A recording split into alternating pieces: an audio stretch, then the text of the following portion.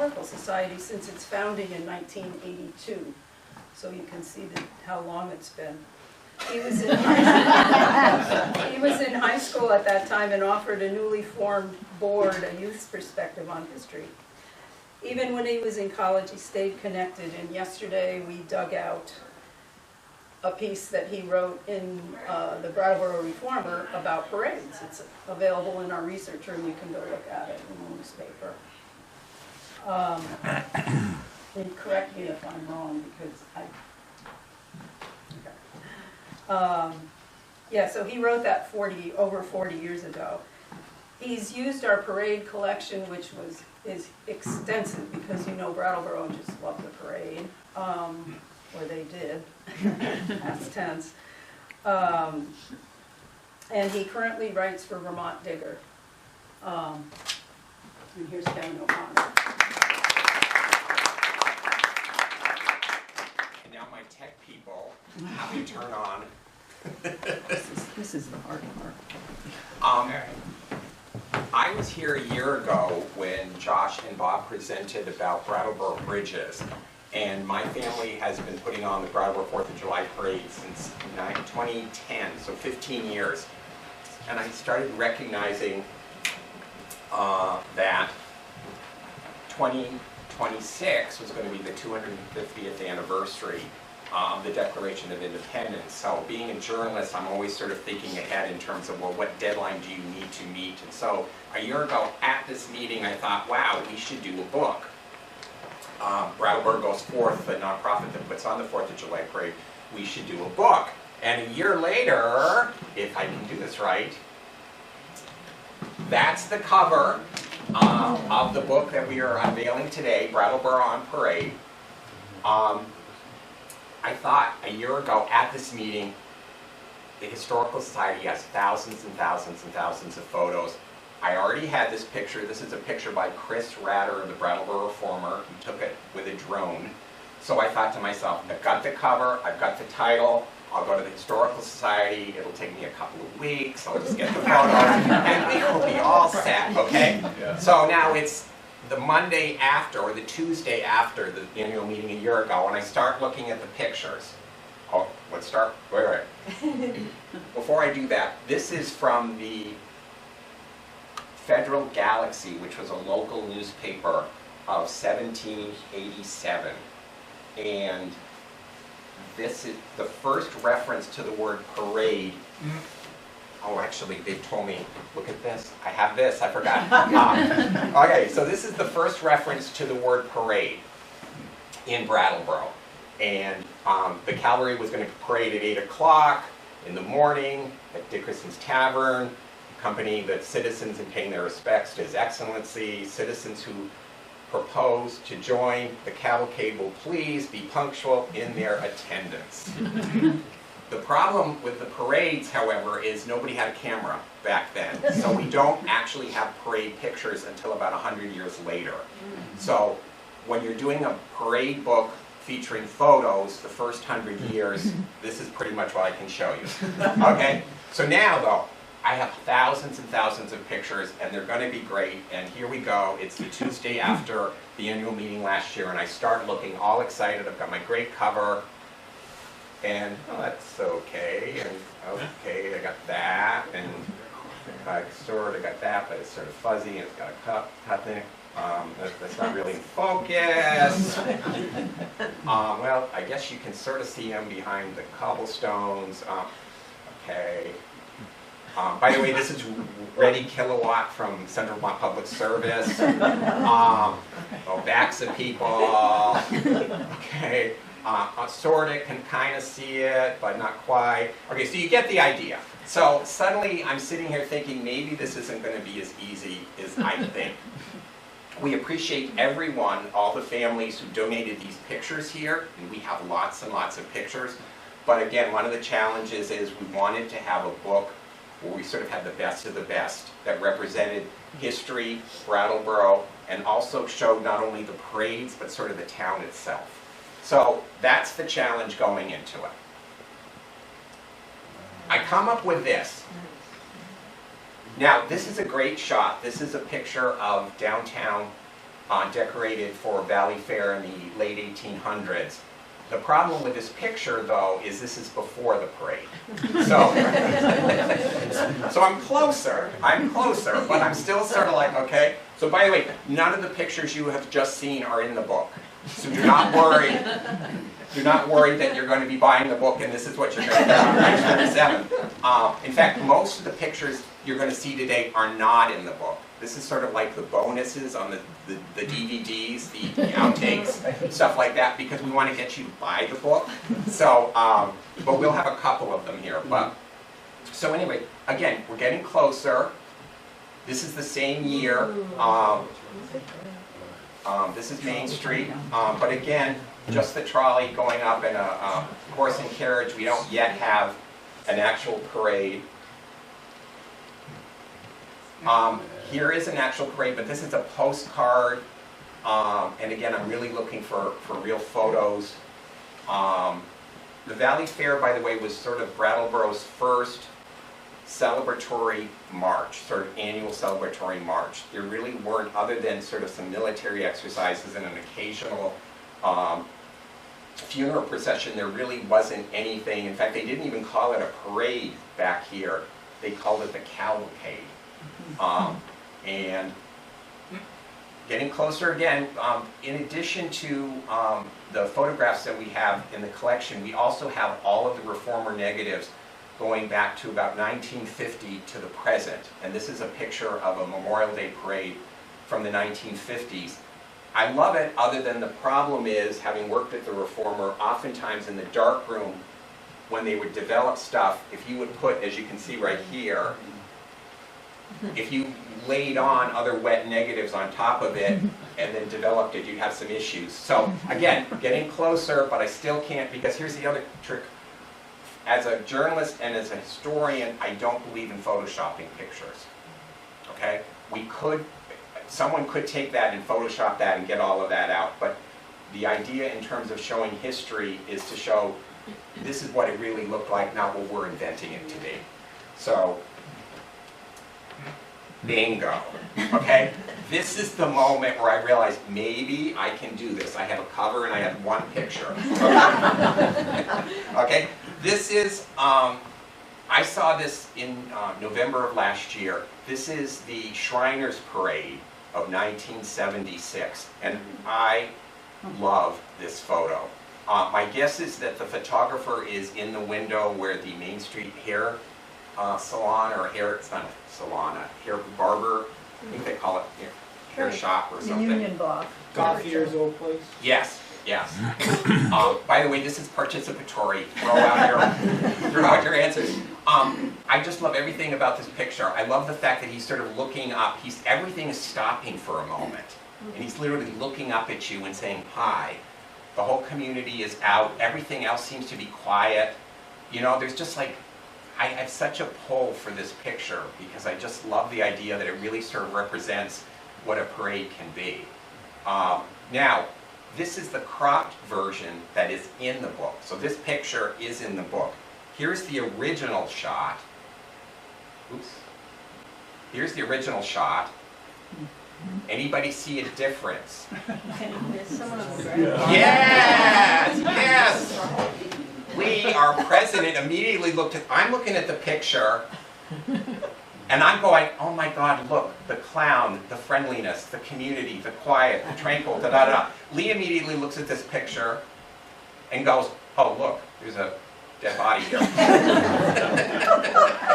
Okay, so hence, this is what you see in the book, okay? I did check the Reformer, by the way, and there wasn't any reports about anything involving this guy right here. So I continue to look for pictures. Now, the next couple of here are not in the book either, but these are closer. These are getting closer. A lot of pictures of the alumni parade. What I love about, and what you'll notice in the book, is I'm really trying to find pictures not only of the parades, but also of what did downtown look like. And why I love things like the Paramount marquee and the movie being advertised is I can go back to the Reformer find the Paramount ad for that movie, and then be able to date it. So what's great about the Paramount and the Latches marquee, if they're in one of these photos, is you have an opportunity to figure out how to date these things. Because most of these pictures we have don't actually have all the information on the back. So part of the challenge was to actually find them. But this is an alumni crate. Again, I love the color, I love everything about it. It's just not quite, we have better shots. Here's an interesting picture. This I like because it had the A&P in it. The A&P is where the community bank parking lot and then the building in the back is. Find it really interesting. Again, though, we got like, okay, I'm here in the car here, and we got, so I was sort of like, not quite, but we're getting there. This is the alumni parade. This is a Brattleboro Reformer shot. The class of 1963, and by the way, all of the 60s floats in the parade, if they're by a younger class, tend to be about war and peace. They were really sort of putting their social justice in their float. So this is the first part of their float, which is this is supposed to be a dinosaur right here, and they're sort of cave people, showing this is sort of the beginning of time. And then the second entry, you can sort of see it back here, but I'll give you the better shot. There's the end with, there's the second entry in this thing with the nuclear weapon and the statement, will it end here? Again, these are not in these aren't in the book though, but these are sort of like, oh, this is interesting enough to put in the bonus edition. Here's the Brattleboro Union High School band at Macy's parade. Love it, other than they're seeing the backs of them, not the fronts of them. So again, it's like, oh, put that in the slideshow. Do you know what year that was? That was 1981.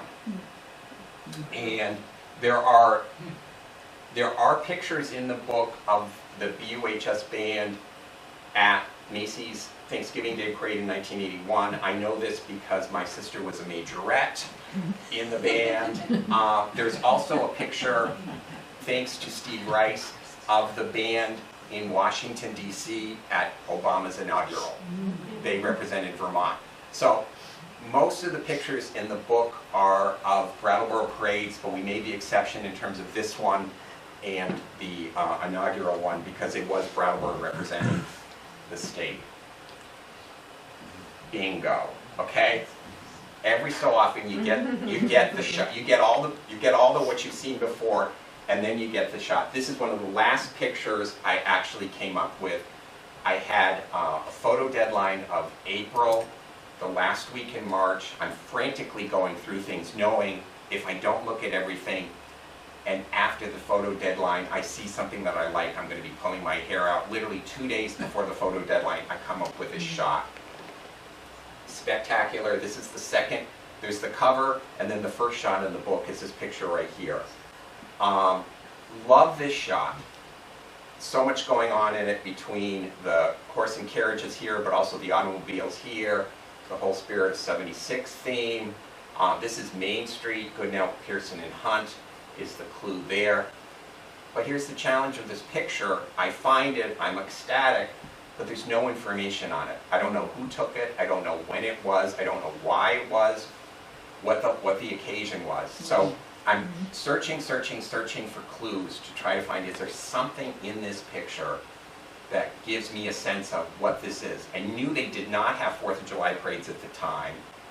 They had Valley Fair parades, but it just didn't look like a valley. It looked more patriotic, so I don't know what we're going to do. So anyway, we looked and looked and looked and looked, couldn't come up with anything.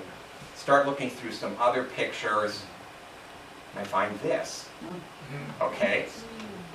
And it's a little fuzzy, but there's something very sweet about her, sort of, she's got these swans that she's sort of grazing. So I'm looking at that, I'm looking at the cobblestones, I'm going, oh, this is a sweet picture. I think like this one better, but then I start noticing something. Right there, that says Winifred, right there. Wilfred. You all can read, okay, that's good. Right there, okay. So we're going to go back again. you notice we've got some boxes right here, and a car, and some people. And now we've got the car, the boxes, the people. And if you keep doing that, you recognize it's the same parade. It's the same people. He's just moved the camera over a little bit. So suddenly I've got a whole second shot to look for clues.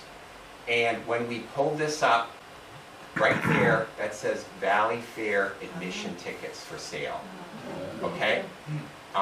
We got it with a magnifying glass clearer when we weren't projecting it on a wall. So suddenly I know this is a Valley Fair shot. Okay? This was a huge clue. Suddenly I know this picture right here is Valley Fair.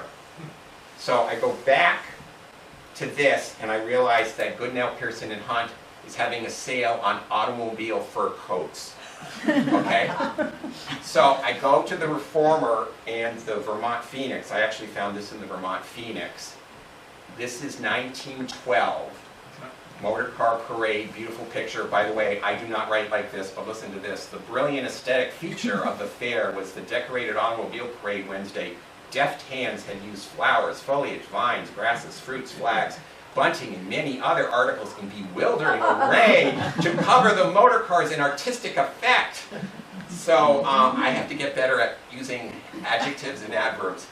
But in the midst of all of this, they list all of the entries, including Dr. G.R. Anderson, Spirit of 1976, Uncle Sam, 2 drummers, and Pfeiffer, elaborate decoration of flags.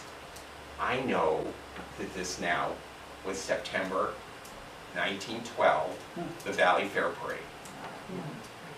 This took days to do that. I stupidly did enough of these, like maybe 15, where I had the exact dates, not just sometime in the circa 1900, but the exact dates, that I made this vow to myself I was going to try to date every single of the 100 pictures. And I got maybe 95 of them. There were 5 that just had no clues, couldn't come up with anything. But a lot of the work in the book was not only choosing the pictures, but then trying to do the research to tell you the when and the where of it. Here's the shot that took the most people the most time to figure out. The Historical Society gets a lot of donations from members of the public, but we also get donations from other historical societies. For example, if someone gives us photographs or memorabilia from Swansea, New Hampshire, it's not in our interest to keep it, it's in our interest to give it to Swansea, New Hampshire. So likewise, this was a carton of glass plates, and they were labeled Valley Fair, 1899. They came here to the Historical Society. So we're looking at this glass plate, and I'm thinking, oh my gosh, this is one of the earlier photos. I think it's fantastic. But then we start recognizing, wait a second, all the Valley Fair pictures we have downtown, bunting. How could this be a Valley Fair Brattleboro shot? Because this just doesn't look like anything that we recognize.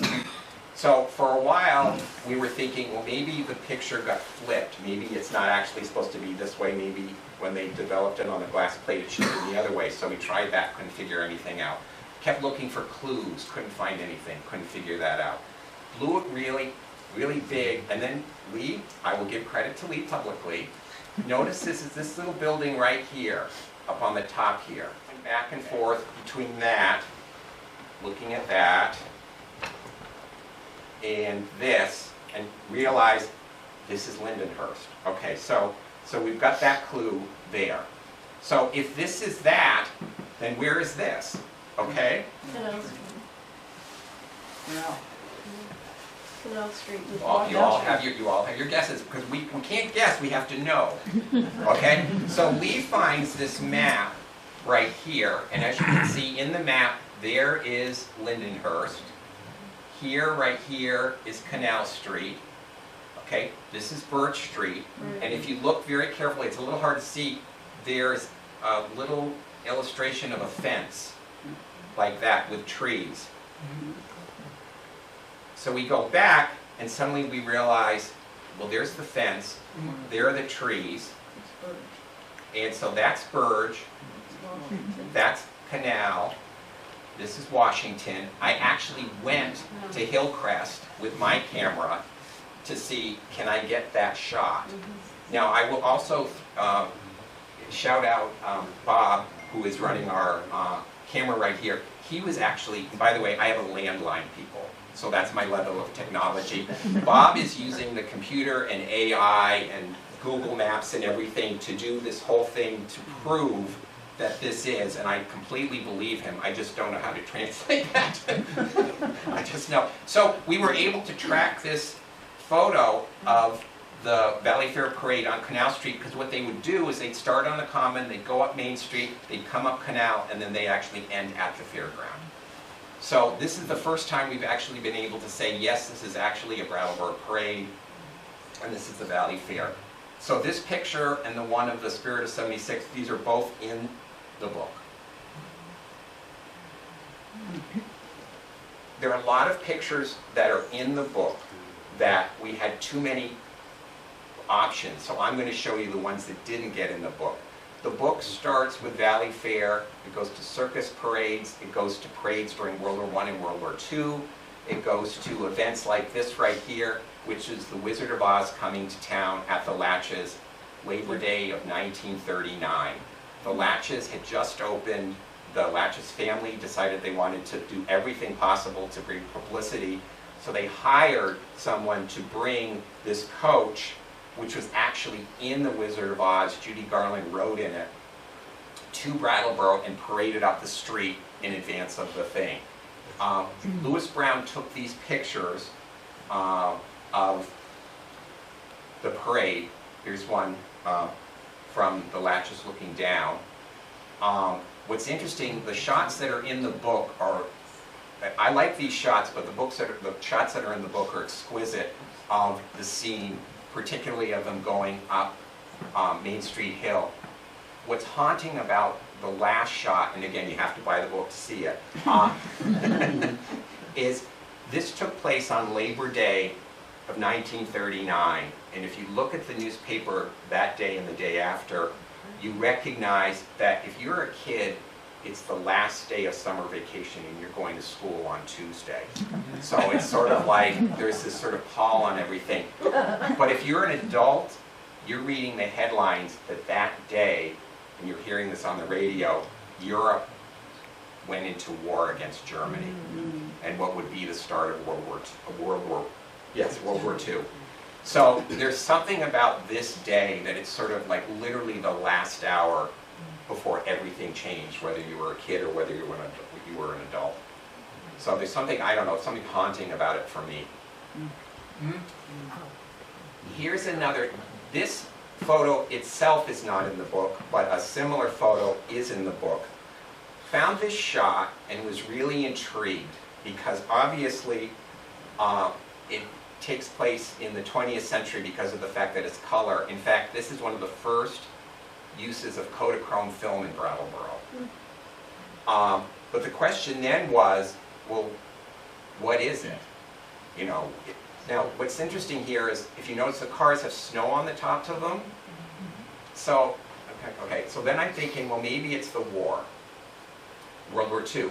But I looked through all of the papers from the start of Pearl Harbor to VJ Day, and there's no reference to Brattleboro having a parade from the start of Pearl Harbor to VJ Day. So I'm going like, so when is this? Because it doesn't, you know, I've just never known of a parade in winter, and it's huge.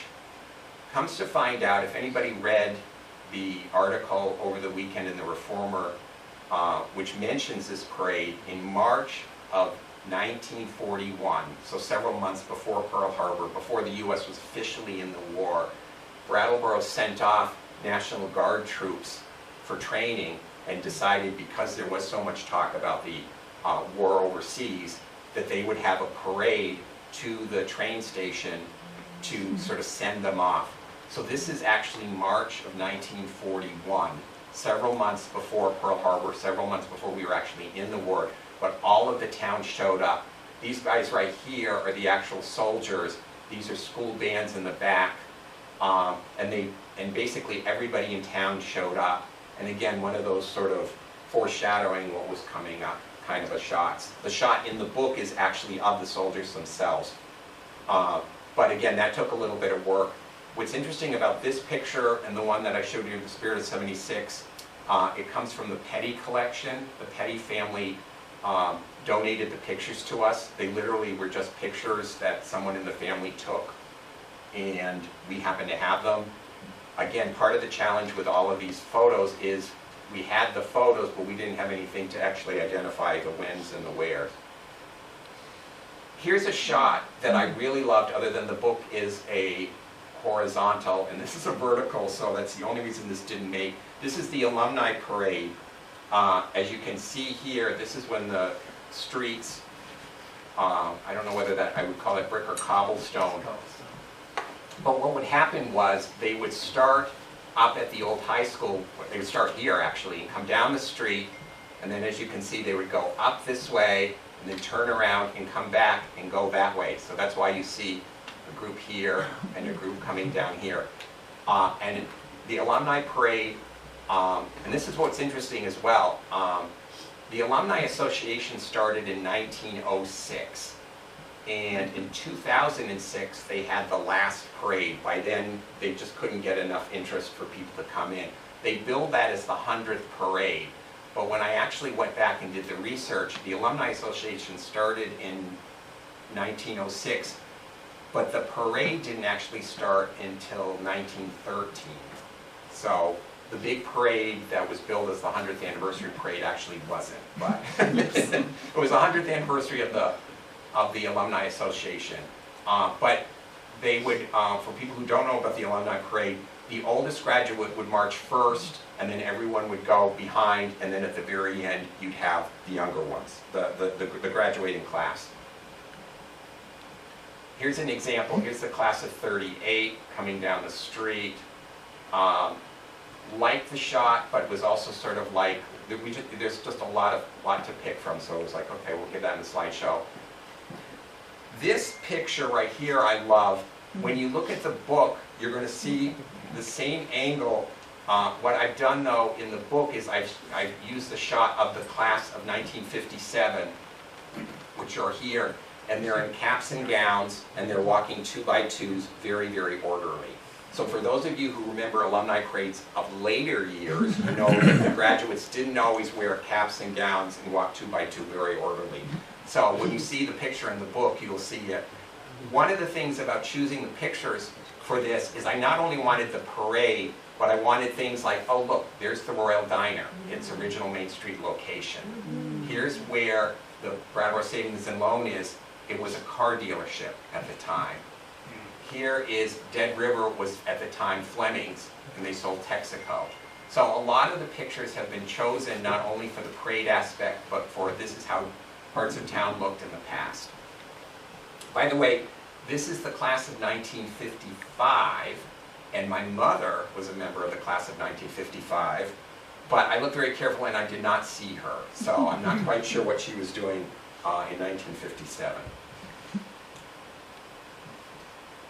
I told you that alumni parades in the 60s, or in sort of a certain period of time, had a lot of references to war and peace. This is, I found really interesting. This is believe it or not, this is 2 different years, 2 different parades. Here's one, Atoms for Peace.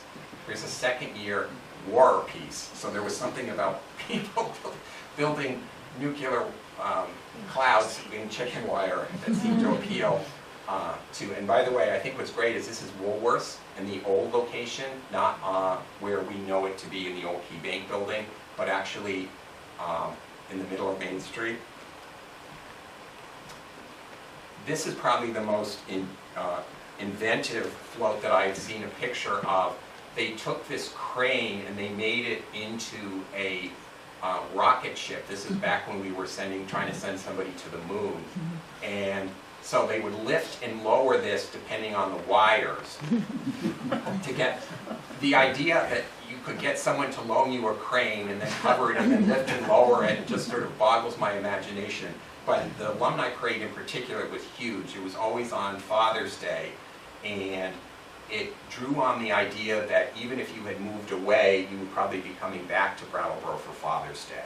So you have class reunions at that time. And it was also at a time when everyone either lived here or they would be coming back. Everyone either watched the parade or participated in the parade. It was just part of what people did in the community. Here's a little bit more recent, the graduates. And I do have a shot in the parade of more recent graduates, but I decided the shot needed to be the graduates at the end of the parade in Wells Fountain, because anybody who remembers, you ended the parade if you were a senior in your cap and gown in the Wells Fountain. So that's the picture that's in the book. This is now moving to Winter Carnival parades. This is not in the book only because I have a great shot from the same location of the A&P. Brattleboro one year had a Christmas parade. They decided to try in the early 1960s a Christmas parade, and Santa's Land actually provided Santa. And so the shot in the book is of the Christmas parade and Santa, but I put this in here because I just love the fact that the A&P is here, because there's so many parade pictures where you see the A&P, and it's just interesting. My nephews, for example, would have no idea where this is or what this is. Here's a great shot also from the Winter Carnival parade. Because I don't Photoshop, though, there's something on the negative. There's sort of this blemish that, for the life of me, we couldn't get off. And so, but what I love about this photo is you can see this is Zephyr Designs. It says Francis Stores right there. And if you go into Zephyr Designs and you look on the entrance, on the floor there, it says Francis Stores. That's Roots Pharmacy. This is the neon sign for that. Neon here for the beneficial loans. So I really love this shot, but again, I just felt I was going to get a call from whoever this grandmother or aunt is and say, why did you do that to her? And I said, okay, we won't do that. Anybody who knows Sister Kay Fleming from St. Michael's Roman Catholic Church, she was one of the Queen contestants, and they got this is a flamingo. You all get that? Okay, and there she is right there, coming in front of the Royal Diner. This was not a parade, so, but I thought it was interesting enough to put in the show. 10 years after the founding of the United Nations, this group decided one day that they were going to drive this tractor and this little 10-year anniversary United Nations down Main Street. That was sort of the whole thing. It wasn't really even billed as a parade, but I just thought it was interesting that they did it. It's also interesting because this is the Brooks House right here. You can see how different the storefronts are from what they are today. Likewise, if you look right here, that's where the High Tie is. That was a Gulf station at the time. So this would have been in the mid-1950s. This is a shot from 1957 in January. Look magazine named Brattleboro an All-American City, and the name of the award is City, even though we're a town, because we had just opened Living Memorial Park to honor our war vets. And so Brattleboro was chosen, and Brattleboro decides, literally spur of the moment, we're going to have a parade tomorrow to celebrate this. They did not know that when tomorrow came, it was going to be snowing. So the picture that you saw of Reddy Kilowatt was with Reddy and all of his friends coming up from downtown, up Western Avenue to Living Memorial Park, coming through the Creamery Bridge right here. There's a similar picture in the book, but it's the actual All-American City Award banner coming through the... But I think what's so hysterical about this parade is it just literally, when you read the press coverage of it, it just kept snowing harder and harder, and they had already started. So it's just like, I guess we're just going to have to keep going. This is a Memorial Day shot. I really loved it for the dogs, but again, the dogs themselves weren't enough to be able to get them in the picture. But I just sort of love this picture for that. This is the tail end of Bill Koch's World Cup ticker tape parade. Now, for people who don't know who Bill Koch is, Bill Koch grew up in Guilford, and he was a cross-country skier. And in 1976, he went to Innsbruck and was the first American to win an Olympic medal in cross-country skiing. And this had never happened before. And so I remember being a kid and my father driving us down to Guilford school to see Bill Koch come home, because this was just huge. No American had ever won an Olympic medal in cross-country skiing. That was in 1976. In 1982, Bill Koch, who's still on the scene, wins the overall World Cup and became the first American to win the overall cross-country World Cup. So Brattleboro decides, we're going to have a parade. We're going to have an old-fashioned ticker tape parade, just like they used to have in New York when Lindbergh came from flying the Atlantic. The reason why I know this story is I was just out of my first year of college, and they gave myself, some other high school and college students, big boxes of ticker tape, which is the stuff that was coming off of from financial advisors' machines, and they would never do this today.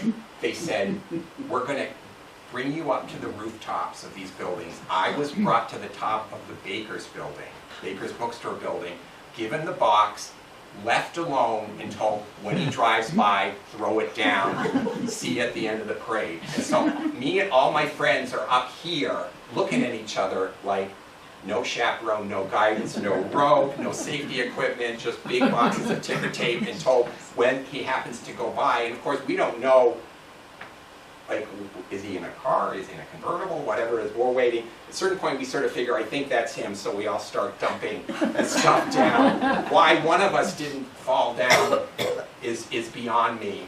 But this is the tail end of the whole thing. There are pictures in the parade of Bill. They actually didn't even get him a convertible in the end. They put him in the back of a pickup truck because he felt more comfortable. If you know Bill Koch is he's the shyest, most reserved person. It's like the last thing Bill Koch wanted was a ticker tape parade. The last thing Bill Koch wanted. So he said, can I just ride in the back of a truck? And they said, yeah, I guess we can let you do that. So he rode in the back of the truck. There are other pictures in the book of this parade. This is the Vermont Bicentennial Parade, 1991. This is Hospital Hill. I really wanted to get this picture in, but again, there were just too many other good ones. What's interesting about this parade in 1991, it was Brattleboro's largest parade ever. 3.5 hours, 100-minute parade. It was Vermont's statehood bicentennial parade. And it became somewhat dramatic. It was at the beginning of September. But for people who were around in 1991, Richard Snelling, who was Republican governor, had said he would come down and lead the state's bicentennial parade. He had a heart attack and died. Howard Dean, who was lieutenant governor, becomes governor. And so Howard Dean, and one of the first things that he did in terms of a statewide event was he came down with his 2 young kids and he marched the parade route. Madeline Kunin, who had been the governor beforehand, she came down as well. There really was sort of this feeling like we had never lost a governor before. It was so close to everything, and so there was sort of this, the parade took on added significance because of the fact that Vermont was just like, we've just never had this happen before. No one really knew who Howard Dean was at the time. It brought out, in fact, the parade was so long, it started at the high school and it went all the way to the marina, West River Marina. And again, it took 3.5 hours. The other story that I've heard about this, and I haven't confirmed this, the Budweiser Clydesdales, the real deal, not the cover band, came to Brattleboro for this thing. And my understanding is that Leader Beverage, or the precursor to Leader Beverage, paid $25,000 to get the horses to come, because it wasn't something that they just did good of themselves, but the feeling was like the state needed to have the Budweiser Clydesdales. There is a picture of the Budweiser Clydesdales in the book, because it was just one of those things in terms of how big this thing, and we've never seen a bigger parade, and we'll probably never ever see one like it again. Now, the last part of the book, by the way, we've got 2 slides to go, people, so we're hitting the finish line here. The last part of the book is about the 4th of July. The book begins, as I said, chronologically, so we have the Valley Fair, the circuses, World War I, World War II, parades, and then what we do is the second half of the book is sort of more traditions that we all know. So Memorial Day, Winter Carnival Parade, there's a section on the strolling of the heifers, sort of things we know. The one remaining parade now is the 4th of July parade.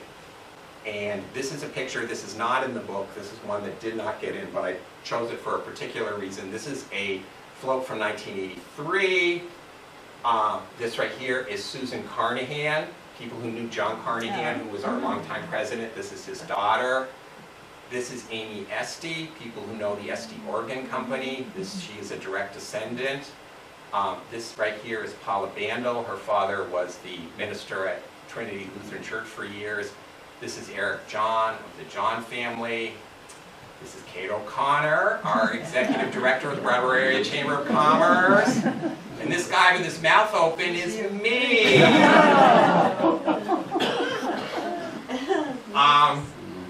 So we've been with the parade for a long, long, long time.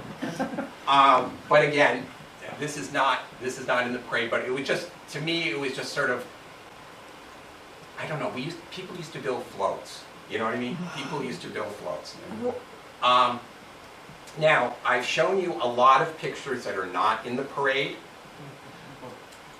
We did see the Spirit of 76 that's in the parade. We did see the glass plate of the Valley Fair Parade coming up Canal Street. The next picture is in the book, and the next picture is the last picture in the book. Okay? Here's the book. Drum roll, please. Here is the last picture in the book.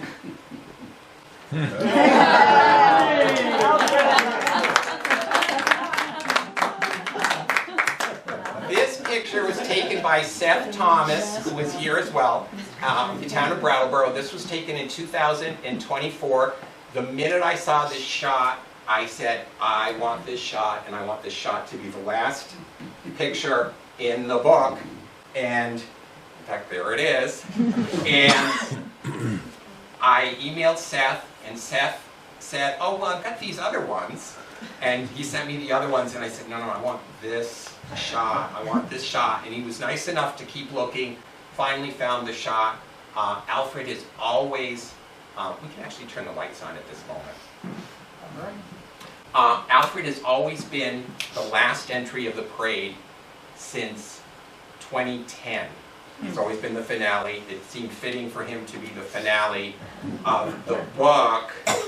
And if Alfred would come up here for 1 second, to get a little surprise.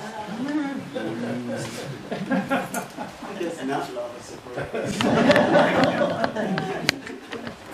Alfred, you always are the last in the parade, you're the last in the book, but you're going to be the first person, you get copy number 1 of the book for all of your...